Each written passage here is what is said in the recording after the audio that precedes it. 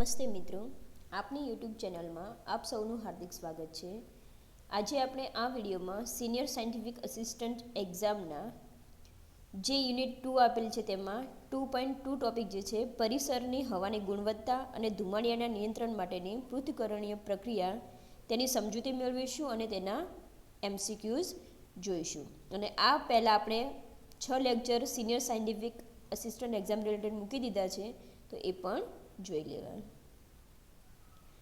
પરિસરની હવાની ગુણવત્તા અને ધુમાડિયાના નિયંત્રણ માટેની પૃથ્થકરણીય પ્રક્રિયા એ ટોપિક હવે આપણે અત્યારે જોઈશું। અને આ ટોપિકમાંથી 15 માર્ક્સના પ્રશ્નો પૂછાવાના છે। તો સૌથી પહેલાં તો બે પ્રકારના નમૂના અહીંયા આપેલા છે। પહેલું છે આસપાસની હવા મીન્સ કે એમ્બિયન્ટ એર ક્વોલિટી, જેમાં એમ્બિયન્ટ મીન્સ આસપાસની હવા એટલે સ્થળ જોઈ લે તો સોસાયટી, રોડ કિનારે, શહેરની બહાર જ્યાં લોકો રહે છે એ જે આપણી આસપાસની હવા, અને તેનો હેતુ જોઈ લે તો શ્વાસ લેવા યોગ્ય હવા કેટલી શુદ્ધ છે તે જાણવું।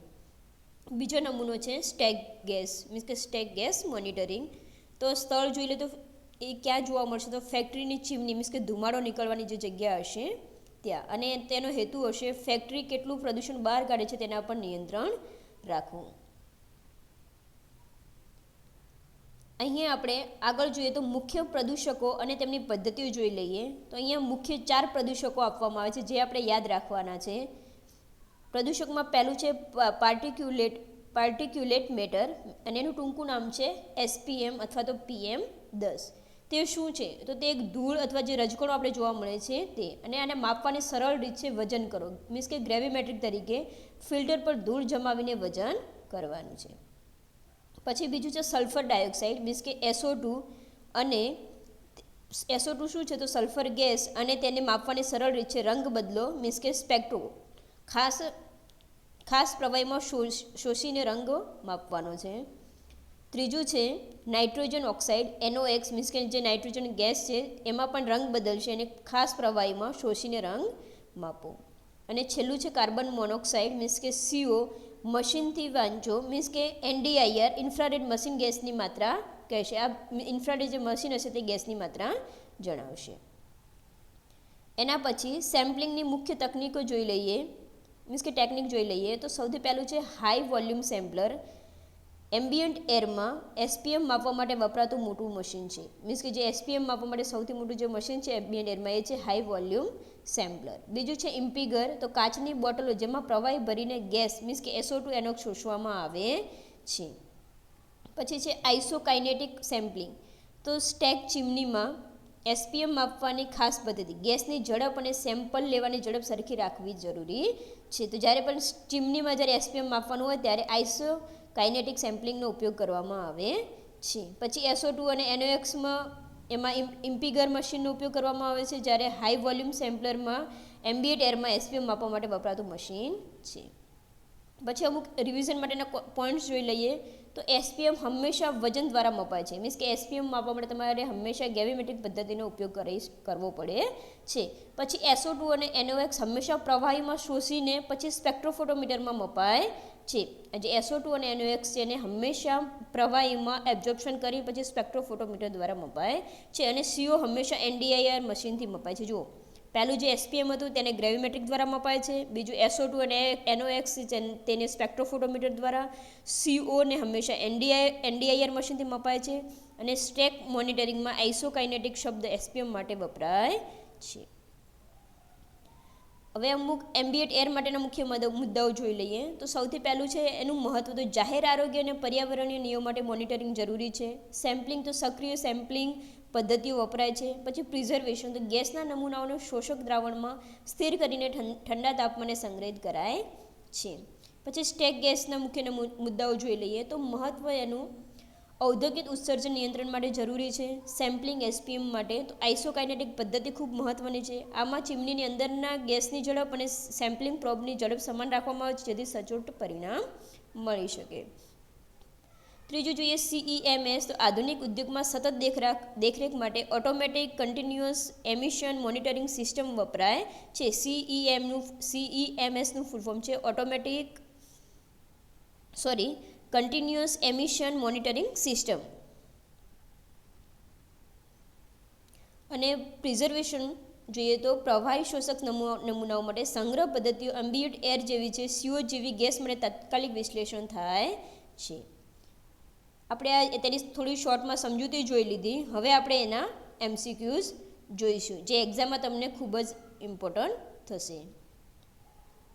જેમાં સૌથી પહેલો પ્રશ્ન છે, આસપાસની હવામાં સસ્પેન્ડેડ પાર્ટિક્યુલેટ મેટર, બીજું SPMનું ફૂલ ફોર્મ પણ યાદ રાખજો, સસ્પેન્ડેડ પાર્ટિક્યુલેટ મેટર માપવા માટે કયો સિદ્ધાંત વપરાય છે? તો જવાબ આવશે ગ્રેવીમેટ્રિક સિદ્ધાંત. આ આપણે ઉપર જોઈ ગયા હતા ભાઈ SPM માપવા માટે ગ્રેવીમેટ્રિક સિદ્ધાંત ઉપયોગી છે, મીન્સ ગ્રેવીમેટ્રિક પદ્ધતિ ઉપયોગી છે.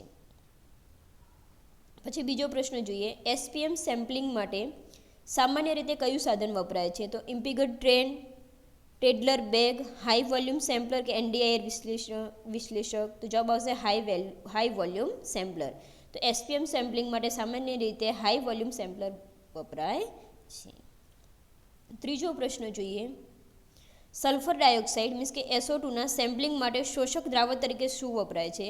પહેલું ઓપ્શન છે સોડિયમ હાઇડ્રોક્સાઇડ, પોટેશિયમ ટેટ્રાક્લોરોમર્ક્યુરેટ, નિષેધિત પાણી અને સોડિયમ આર્સેનાઇડ. તો જવાબ આવશે બી, સલ્ફર ડાયોક્સાઇડના સેમ્પલિંગ માટે શોષક દ્રાવક તરીકે પોટેશિયમ ટેટ્રાક્લોરોમર્ક્યુરેટ વપરાય છે, મીન્સ કે TCM વપરાય છે. ચોથો પ્રશ્ન જોઈએ, SO2ના વિશ્લેષણ માટે કઈ પદ્ધતિ પ્રખ્યાત છે? ગ્રેવીમેટ્રિક પદ્ધતિ, જેક્સ ઓશર પદ્ધતિ, NDIR પદ્ધતિ કે વેસ્ટ અને ગેઇકે પદ્ધતિ? જવાબ આવશે ડી, વેસ્ટ એન્ડ ગેઇકે પદ્ધતિ. પાંચમો પ્રશ્ન, નાઇટ્રોજન ઓક્સાઇડ NOx ને શોધવા માટે કયું રસાયણ વપરાય છે? તો TCM solution, sodium arsenide solution, sulphuric acid કે પોટેશિયમ પરમેંગનેટ? તો જવાબ આવશે બી, સોડિયમ આર્સેનાઇડ સોલ્યુશન. ભાઈ યાદ રાખજો, નાઇટ્રોજન ઓક્સાઇડને શોષવા માટે કયું રસાયણ વપરાય છે? તો જવાબ આવશે સોડિયમ આર્સેનાઇડ સોલ્યુશન. છઠ્ઠો પ્રશ્ન જોઈએ, કાર્બન મોનોક્સાઇડ મીન્સ કે COના સેમ્પલિંગ માટે હવા શેમાં એકત્રિત કરવામાં આવે છે? તો કાચની બોટલમાં, ઇમ્પિગરમાં, પેટ્રી ડિશમાં કે ટેડલર બેગમાં? તો જવાબ આવશે ડી, ટેડલર બેગમાં. કાર્બન મોનોક્સાઇડના સેમ્પલિંગ માટે હવા ટેડલર બેગમાં એકત્રિત કરવામાં આવે છે.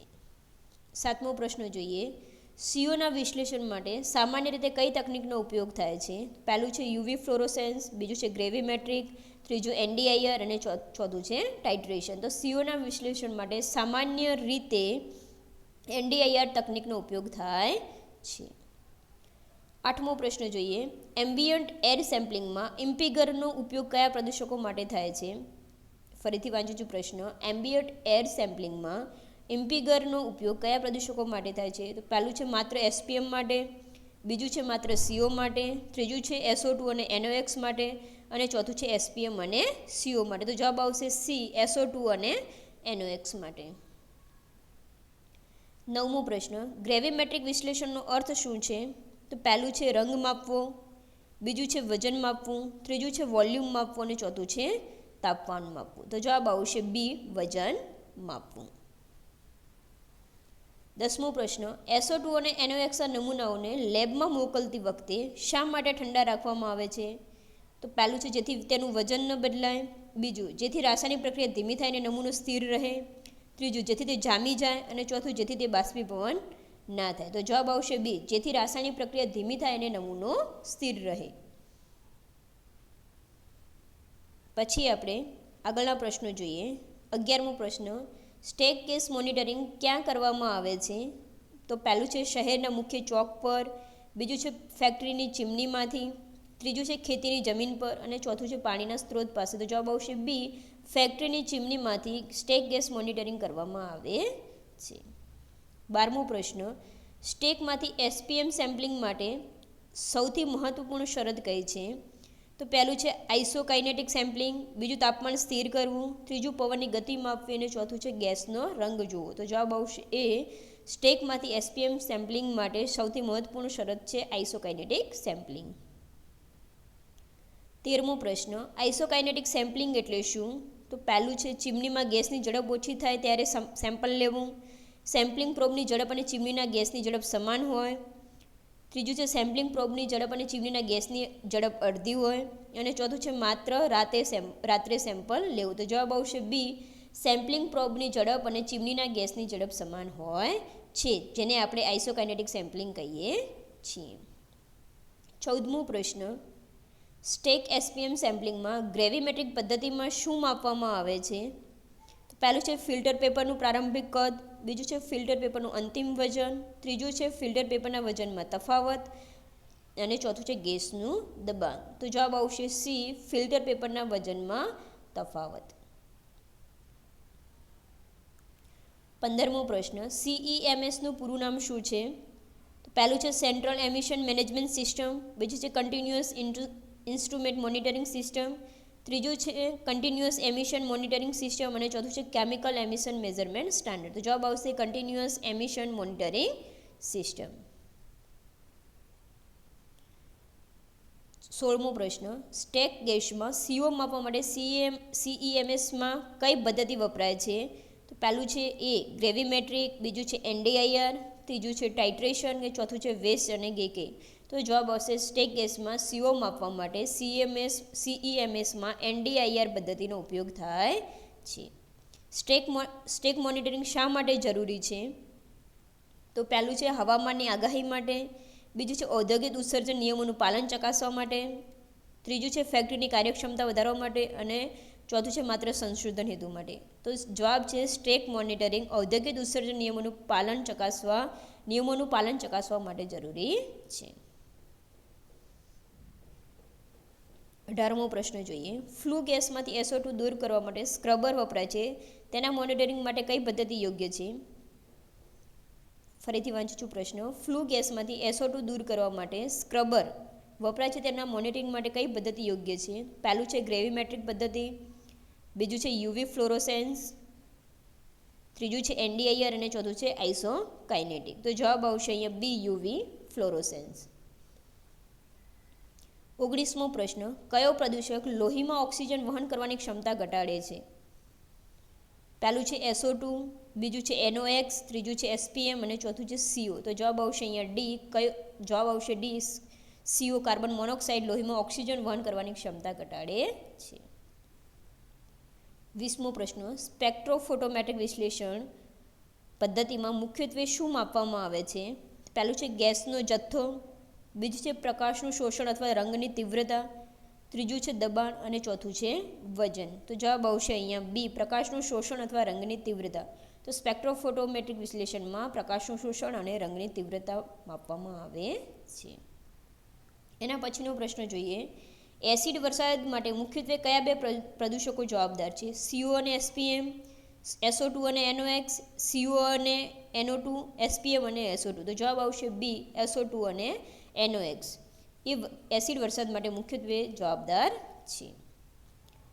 આગળનો પ્રશ્ન જોઈએ, એમ્બિયન્ટ એર સેમ્પલિંગમાં પ્રિઝર્વેશન મીન્સ કે સાચવણી શા માટે મહત્વનું છે? તો પહેલું છે નમૂનાને સુંદર દેખાડવા માટે, બીજું છે નમૂનાનું રાસાયણિક બંધારણ જાળવી રાખવા અને ફેરફાર અટકાવવા માટે, ત્રીજું છે નમૂનાનું વજન વધારવા માટે અને ચોથું છે સમય બચાવવા માટે. તો અહીંયા જવાબ આવશે બી, નમૂનાનું રાસાયણિક બંધારણ જાળવી રાખવા અને ફેરફાર અટકાવવા માટે. તો એમ્બિયન્ટ એર સેમ્પલિંગ પ્રિઝર્વેશન શા માટે જરૂરી છે? તેનો જવાબ છે નમૂનાનું રાસાયણિક બંધારણ જાળવી રાખવા અને ફેરફાર અટકાવવા માટે.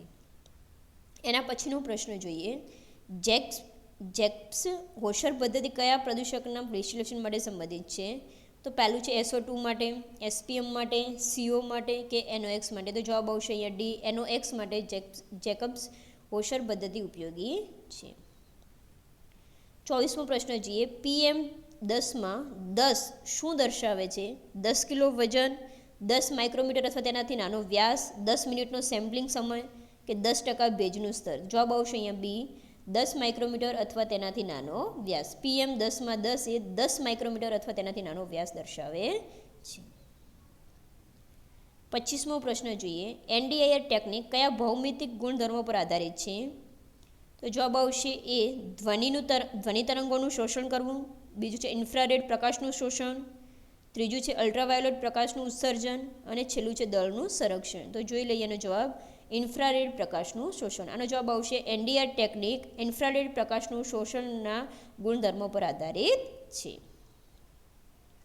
26મો પ્રશ્ન જોઈએ, સ્ટેક ગેસ મોનિટરિંગ કયા કાયદેકીય માળખા હેઠળ આવે છે? તો પહેલું છે વાઇલ્ડ લાઇફ પ્રોટેક્શન એક્ટ, બીજું છે મોટર વ્હીકલ એક્ટ, ત્રીજું છે એર મીન્સ કે prevention and control of pollution act અને વોટર પોલ્યુશન એક્ટ. તો જવાબ આવશે સી એર એક્ટ મીન્સ કે prevention and control of pollution. 27મો પ્રશ્ન, જો આઇસોકાઇનેટિક સેમ્પલિંગ યોગ્ય રીતે ન કરવામાં આવે તો શું પરિણામ આવી શકે? તો પહેલું છે SO2નું સ્તર ખોટું આવશે, બીજું છે CO નું સ્તર ખોટું આવશે, ત્રીજું છે SPMનું પરિણામ ખોટું આવશે મીન્સ કે ઓછું અથવા વધુ આવશે કે તાપમાન ખોટું આવશે. તો જવાબ આવશે સી SPMનું પરિણામ ખોટું આવશે. જો આઇસોકાઇનેટિક સેમ્પલિંગ યોગ્ય રીતે ન કરવામાં આવે તો SPMનું પરિણામ ખોટું આવી શકે છે મીન્સ કાં તો વધારે અથવા તો ઓછું આવી શકે છે. એના પછીનો પ્રશ્ન જોઈએ, કઈ પદ્ધતિ સતત મોનિટરિંગ માટે વધુ અનુકૂળ છે? મેન્યુઅલ ઇમ્પીગર પદ્ધતિ, ગ્રેવિમેટ્રિક પદ્ધતિ, CEMS means continuous emission monitoring system કે ટેડલર બેગ પદ્ધતિ. જવાબ આવશે અહીંયા સી. તો CEMS મીન્સ કે કન્ટિન્યુઅસ એમિશન મોનિટરિંગ સિસ્ટમ એ કન્ટિન્યુઅસ મીન્સ કે સતત મોનિટરિંગ માટે વધુ અનુકૂળ છે. 29મો પ્રશ્ન જોઈએ, એમ્બિયન્ટ એર ક્વોલિટીના ડેટાનું મહત્વ શું છે? માત્ર ફેક્ટરી માલિકો માટે ઉપયોગી છે, તે સીધા માનવ સ્વાસ્થ્ય પર અસર કરતા સ્તરો દર્શાવે છે, ત્રીજું છે તે માત્ર વૈજ્ઞાનિક સંશોધન માટે છે, અને ચોથું છે તે માત્ર તાપમાન માપે છે. તો જવાબ આવશે એ બી, તે સીધા માનવ સ્વાસ્થ્ય પર અસર કરતા સ્તરો દર્શાવે છે. એમ્બિયન્ટ એર ક્વોલિટીના ડેટાનું મહત્વ છે કે તે સીધા માનવ સ્વાસ્થ્ય પર અસર કરતા સ્તરો દર્શાવે છે. આજનો છેલ્લો પ્રશ્ન જોઈ લઈએ આપણે. સેમ્પલ લીધા પછી તરત જ વિશ્લેષણ કરવું કયા પ્રદૂષક માટે શ્રેષ્ઠ છે? SPM માટે, SO2 માટે, SCO માટે કે NOx માટે? તો જવાબ આવશે સી NOx માટે. જો સોડિયમ આર્સેનાઇડ લીધો હોય તો સંગ્રહ શક્ય છે. આ પણ યાદ રાખજો, જો SO2નો સંગ્રહ કરવો તો TCM અને NOxનો સંગ્રહ કરવો તો સોડિયમ આર્સેનાઇડ. એટલે શું કહે છે કે સેમ્પલ લીધા પછી તરત જ વિશ્લેષણ કરવું કયા પ્રદૂષક માટેનું શ્રેષ્ઠ છે? તો જવાબ આવશે અહીંયા સી CO. શું આવશે જવાબ? કાર્બન મોનોક્સાઇડનું વિશ્લેષણ કરવું શ્રેષ્ઠ છે. થેન્ક યુ મિત્રો. જો તમને આ વિડીયો ઉપયોગ થતા હોય તો વિડીયોને સપોર્ટ કરવા અને ચેનલને સપોર્ટ કરવા વિનંતી. Thank you.